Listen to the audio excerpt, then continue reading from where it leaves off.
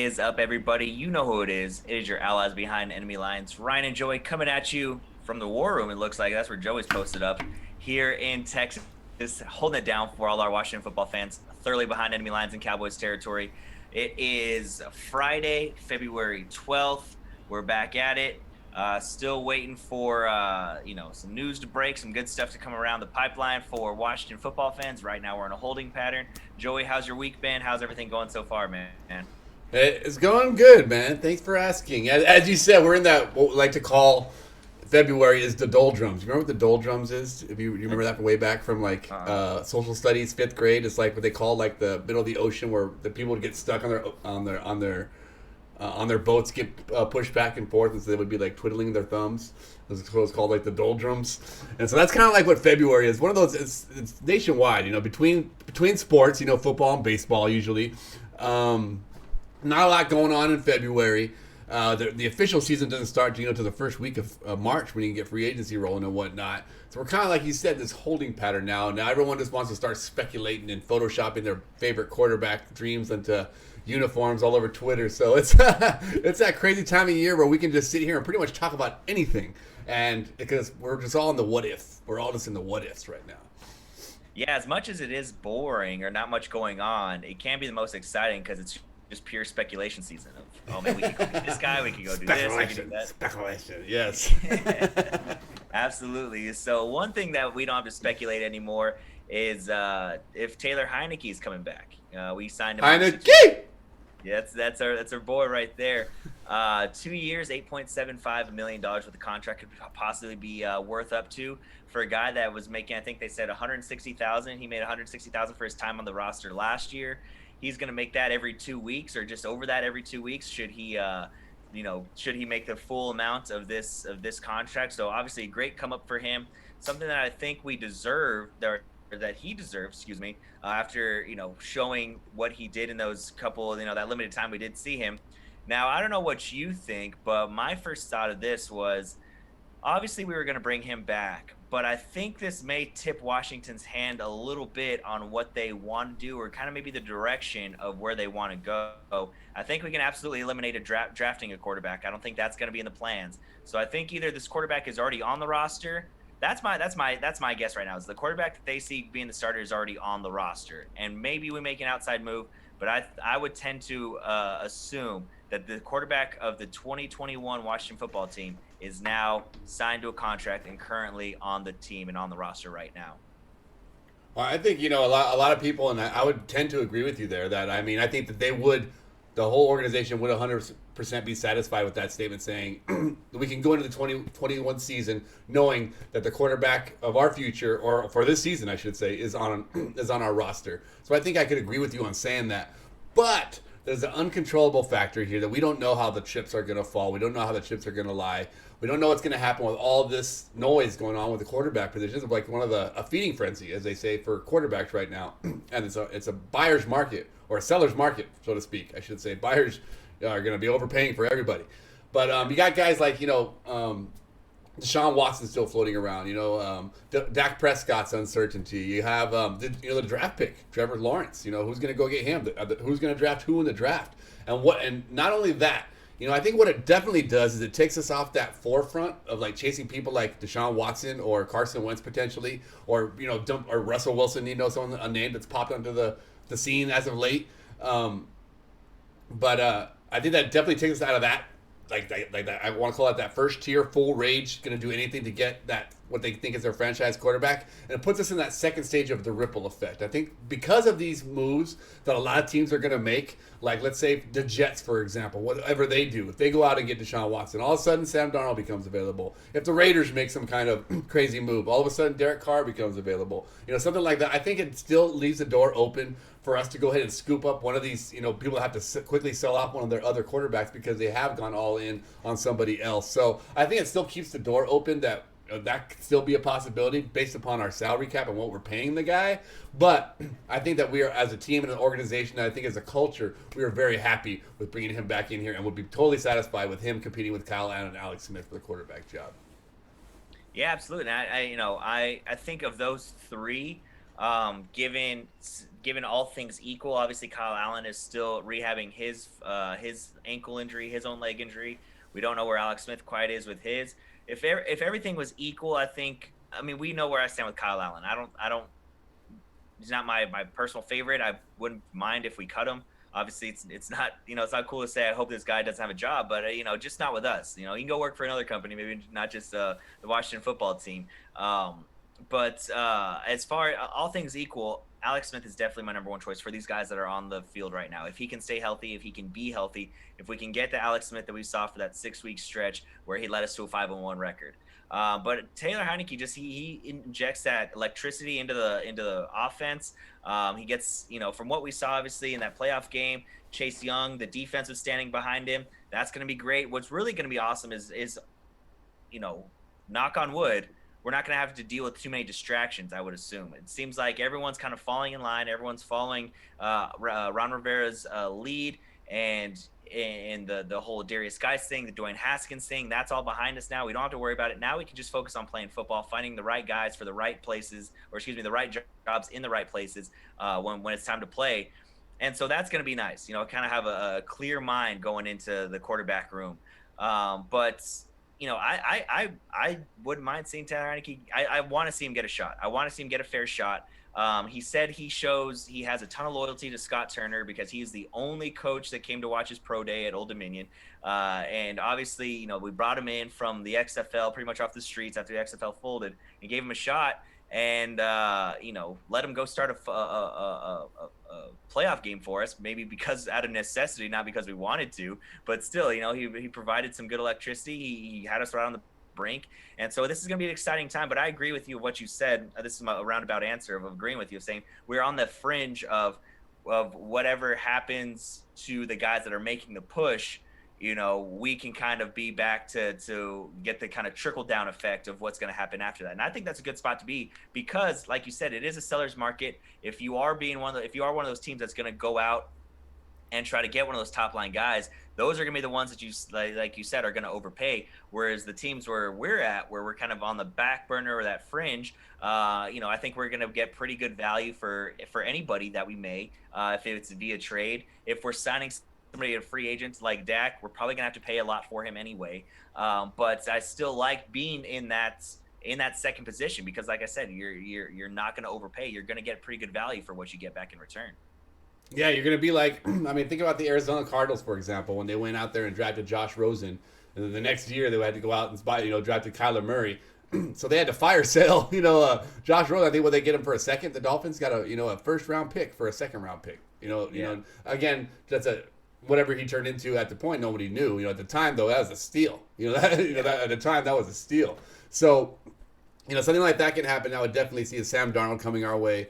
I think Marcus Mariota, I think a lot of teams seem to be inquiring about him, but I don't think you're just throwing in another guy that's about the same level of the guys we have in there right now. I don't think we're having anybody that's head over heels better than the rest.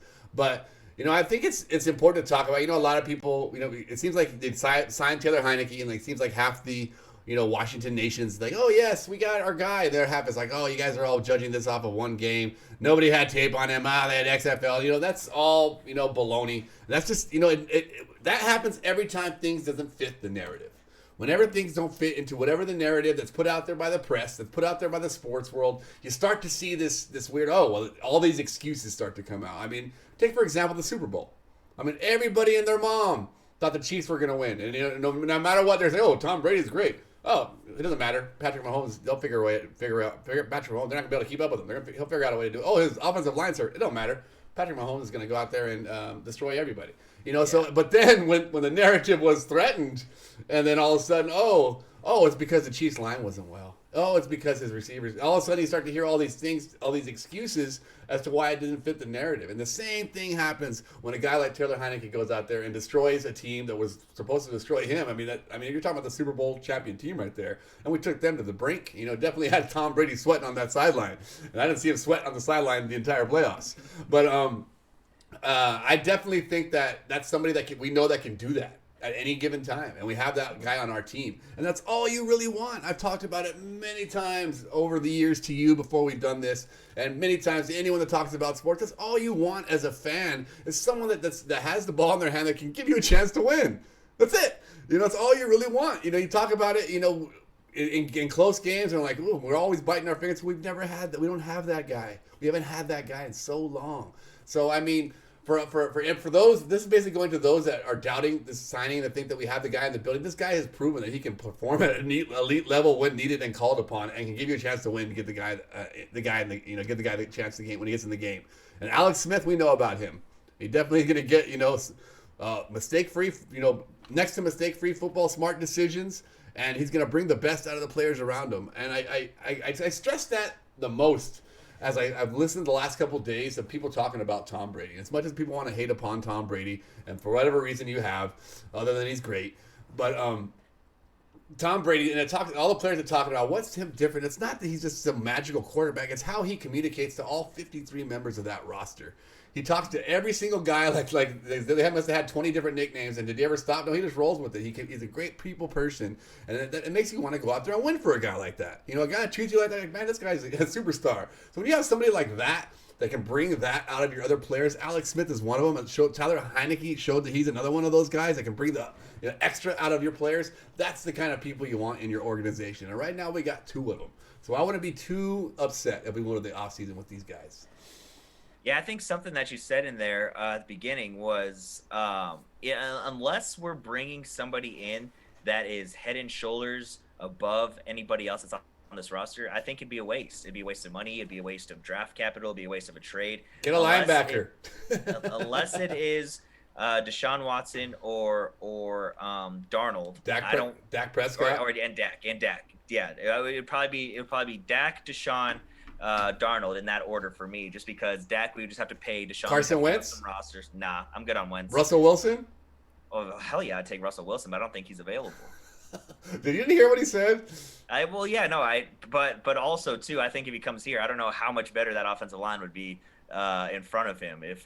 I think it was just more the drawing a line of he's tired of losing and he wants to be involved more. And he drew a line in the sand. It feels like with his organization, and I don't know about you, but I've worked with some bosses that respond to that in different ways. Yeah, people I would. What would you be willing to give for Russell Wilson? 2 firsts and 2 seconds? Oh, absolutely. Yeah, for sure. Absolutely. Instant game changer. Which defensive players would you be willing to give up? That's what they're going to want. I would give up Matt Ioannidis, and I would give up. Okay, who wouldn't you give up? I wouldn't give up Chase Young. I wouldn't give up Montez, and I wouldn't give up Kendall Fuller. See, to me, it just falls upon Chase and the 2 end caps. I think everything else is. I think with the play of Tim Settle this year, and the I think that showing the ability of those two, I think those brings up the rest of the line right there. Whoever's going to be in between is going to bring them up. So that's just throwing that out there hypothetically to you. Sorry to interrupt. Yeah, no, that's fine. Because you're right. They are going to want some players that can get step on the field and play now. Shoot, if we could, even though Bobby Wagner's old, I wouldn't mind seeing if we could bring him in too, take on his contract and bring him over with Russ as well. But people that of guys that have actually been thrown around as being made available, I think it's Dak for me is number 1, Deshaun, and then Sam Darnold. Yeah, like I was saying, as long as unless you are a bona fide dude, like you're coming in, you're taking this job, it is your job, then I don't see why we need to waste the resources on bringing you in, whether it's a Mariota, whether it's any of these second-rate guys. If I'm being completely honest, we have 2 second-rate guys right now. You know what I mean? If I'm being completely honest, we have 2 second-rate guys right now. I don't want to bring in a third. But so that's kind of where I sit with yeah, we got 2 stooges. We don't need all 3 of the stooges. We only got we need the one. We need the one stooge. No doubt. Yeah, I mean, I agree there. I mean, even throw a name Derek Carr. I know his name's been thrown around a lot, and I think David Carr, his brother, is either trying to up his value or threw him under the bus by talking about, oh no, the coach definitely said he is going nowhere. But so it's gonna take. Basically, he wants to put him on the tier of Deshaun Watson, so something like that. But that ain't gonna happen, and I definitely would be mad if we mortgaged any type of future for somebody like Derek Carr. Not saying he's not a good quarterback, but again, like you said, we don't need a third stooge. Yeah, absolutely not. But as far as Kyle Allen is concerned, though, I kind of liken him to like a Nick Foles. I mean, I think he's someone that could be a solid backup that's not going to go in there and lose a game for you. You know, if Alex Smith or Taylor Heinicke went down, I think he's someone that could definitely step in there and the offense would not miss a beat. His ability to get us outside the pocket. I don't think he's a bad quarterback, but again, he's not that franchise quarterback. And is Taylor Heinicke? We don't know. You know, he's never been given the keys to the fast car to see if he can keep up. You know, can drive it for an entire Indianapolis 500. But he definitely did a couple laps well. But we'll see what he has in the tank. Again, we know Alex Smith. We know the type of role. We know what we're going to get out of him, even with a perfect leg. So I think that, as we said, we're not going to overpay for this position now. I think it's pretty clear now. So can we wait around and see there? And now is if I think, and as Ron Rivera said in the press conference leading up to this decision, that's the first position that we're going to address. And now in their head, is it addressed good enough for now, or they're moving on to something else? And if they are, what is that something else? Yeah. Yeah, no, I agree. Kyle Allen, to me, you know who Kyle Allen is to me? A guy that was on the roster for a long time with us. He's a Colt McCoy. He's a Colt McCoy 2.0 to me. He might not go out and win a bunch of games. He'll keep you close in a couple games competitive, but he is good for 2-3 games if your starter is knocked out. That's who Kyle Allen is to me. He's definitely not a guy that I want to hand the keys over for sure. I mean, like I said, I would be okay with releasing him and moving on completely, but that's obviously not my call there either. But there was one other point I wanted to make about the quarterback situation before we moved on. Oh yeah, because you're talking about Alex Smith. Who he is. The crappy thing is, if we had 2017 Alex Smith, he is the perfect quarterback for this team. You know what I mean? Like if we had Alex Smith that was on the Chiefs when on Patrick Mahomes' rookie year, that is the perfect quarterback for this team. He's not going to turn the ball over. He's going to let his defense work. He's going to, there's going to be some 3rd and 8s when he throws the ball to a 5-yard check down, and you're going to have to punt the ball, but you're going to have to deal with that. But he could escape the pocket. He could make some plays downfield. He's going to make the smart play and the right play majority of the time. So it's unfortunate that of the leg injury, all other things aside than just football. But like 2017 Alex Smith, I think would fit this team perfectly. But obviously that really doesn't matter here nor there. Do you have anything else on this quarterback situation before we move on to this? Just one more thing is just the contract situation for Alex Smith. I know against us is $24 million against our cap this year. Yeah. If we cut him, it cuts that down to 14 or 16 or something like that. But I think definitely signing Taylor Heinicke to this deal definitely I think there's going to be a move made regardless with Alex Smith with this contract. Whether it's going to be restructuring it over the next couple of years where he gets a bonus or something, but I don't see us cutting him, but I do not see him attacking our cap that way. I mean, how could you in good faith, knowing you have to be aware. You have to be, and Alex Smith is, and he is. I mean, the guy pulled himself out of a playoff game because he knew he couldn't go out there and do what he needed to do. So he has to know someone that's that kind of liability does not command that amount of your salary cap. You know what I mean? So that's the only piece that's left there. I think, which right now I think we're the 5th. I think we have $35 million for the 5th most salary cap. I think that would, we figure that thing out. That knocks us up to the 3rd. So that really opens up opportunities to get these little playmakers here, to get your our little slot receiver we want, our middle linebacker. I don't know. That's still a big question from what point. But I think that contract situation for Alex Smith is still a piece of that quarterback thing. Yeah, no, it absolutely is. It absolutely, and that's kind of one of the things too. It's not handcuffing us, but it's kind of tying one hand behind our back, because it's like, well, what's Alex going to do? And that's going to have a big effect on the salary cap. So again, it's going to affect what we're able. And if they're having a true competition. If they're having a true competition, and Taylor Heinicke, if the $1 million guy beats out the $25 million guy, you're not going to have a $25 million guy on the bench. We ain't the Eagles. Exactly. At least we definitely don't want to be. Exactly. But so moving on, kind of continue with this speculation season. So everything stands pat right now. We have our 3 quarterbacks on the board or on the roster right now. That's it. So we're not signing anybody. We're not bringing anybody in for big money at the quarterback position. On that offensive side of the ball, we've mentioned numerous times that we need another wide receiver, right? We need a Robin to Terry McLaurin's Batman. Now, ESPN put out an article earlier this week, I want to say Tuesday, of the best fit for the top 50 free agents, and we were listed at number 10, with Allen Robinson being the best fit for a guy to come in and play that Robin role. He to me is a guy that could be Batman. If he would have had a better quarterback in Chicago, the dude could have lit it up. If you watch some of his tapes on, there's a compilation video as well, I think yesterday or today, of him running routes and just absolutely making guys like Jalen Ramsey, like good corners, just look silly, and he's wide open, and then the ball's like 5 or 6 yards over his head, or it's short, or whatever, like nowhere near him. So he's definitely a guy that I would like to bring in. But of this wide receiver group, I mean, it is a loaded wide receiver group for free agents. So I'm looking at it right now. There's Allen Robinson, Chris Godwin, Juju, who I'm selling. I'm good on Juju. Kenny Galladay, who we've mentioned numerous times before. Like, there are some difference makers. Alan Lazard, I don't think is terrible. I think he's more of, I don't know how good he is without Aaron Rodgers, but he's a guy. He ain't better than what we got. He's not better than what we got, you said? Yeah, he ain't better than what we got. Cam Sims is a undrafted, or excuse me, an unrestricted free agent as well. I assume we bring him back. I'd like to bring him back. Will Fuller is going to be a free agent. So like, there's some guys out there that we could. Yeah, he is very injury prone. There are some guys out there that the guy for and plug in. Curtis Samuel, who you that's like, I can't actually like that. He's an unrestricted free agent. He's kind of a Swiss Army knife. He's kind of a he could run the ball. He can line up in the backfield. He can catch the ball at wide receiver. I mean, he ate us up in the game that we played the Panthers this year. So he's definitely a guy that could come in.